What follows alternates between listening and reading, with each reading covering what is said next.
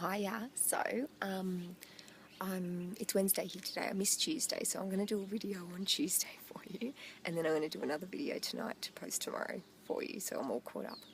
But basically, Lita and I decided at the last minute to book a safari because it's migration season, and I just thought it was mad not doing something like that, being so close, and I don't know if I'll ever come back to Africa again, so I thought it was worth doing it. So we have come to the Masai Mara. I'm going to tell you all about that tomorrow, but it's amazing. But what I thought I'd talk to you about, I did a little bit of a blog post and I'm just about to post it for you, but I just thought I'd do the video with it because talking about what we've been eating, because for the last 2 days I've been quite sick, and I thought I managed to get, to avoid the whole thing. After 12 days I was feeling pretty confident, but haven't managed to. Yeah, so Jacinta's always been pretty adamant about, washing your hands, and every time you touch someone, you wash your hands, or only using bottled water, even in cups of tea and all that.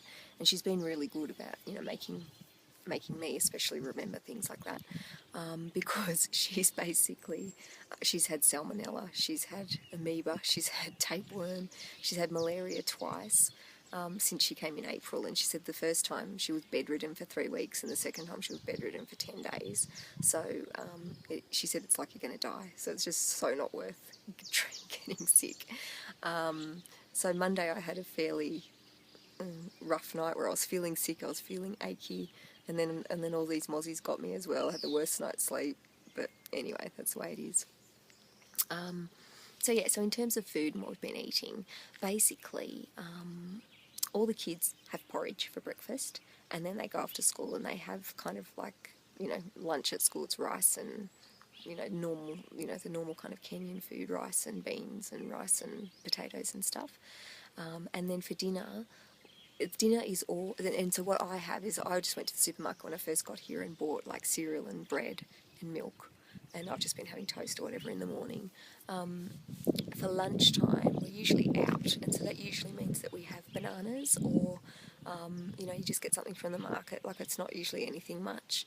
And then for dinner, it's made in these huge big bowls because there's so many people, and it's rice and potatoes, and these potatoes are made in this chickeny stock flavouring thing, or otherwise it's chapatis, which are these oil-soaked, they're kind of like pancakes or, French toasty kind of thing. They're cooked, but they are so filled with oil. They're oiled when they're made. When you're making them, they oil them. When they toast them, they oil them.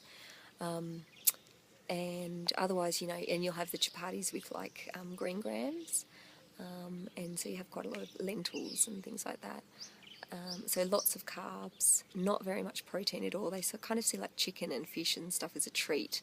And Jacinta was talking to me about how there's a big issue with protein deficiency and brain development with a lot of children and stuff. And that's, kind of changing the mindset that, that you do need protein. But I guess it's what they can afford, and rice, anything that's flour-based is much cheaper. So when we go to the market, so we can go to the supermarket and buy normal stuff, anyone can do that. It's just that the Kenyans can't really afford, most of the Kenyans can't really afford it. So you can go and buy chips off the lady just sitting in the corner street kind of thing, or you can buy,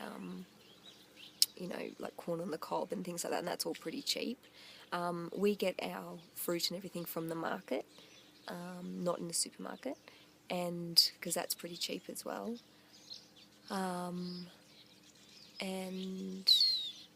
So it's kind of I'll do a bit of a blog post on what things cost as well, with this, so you can see.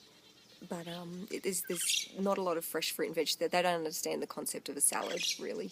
And so Jacinta grows lettuce in an old bath in the backyard. So we've been having lettuce with tomato and cucumber with dinner, so that we're getting some sort of fresh food, because otherwise it's just all you're eating is starch, really, and carbs.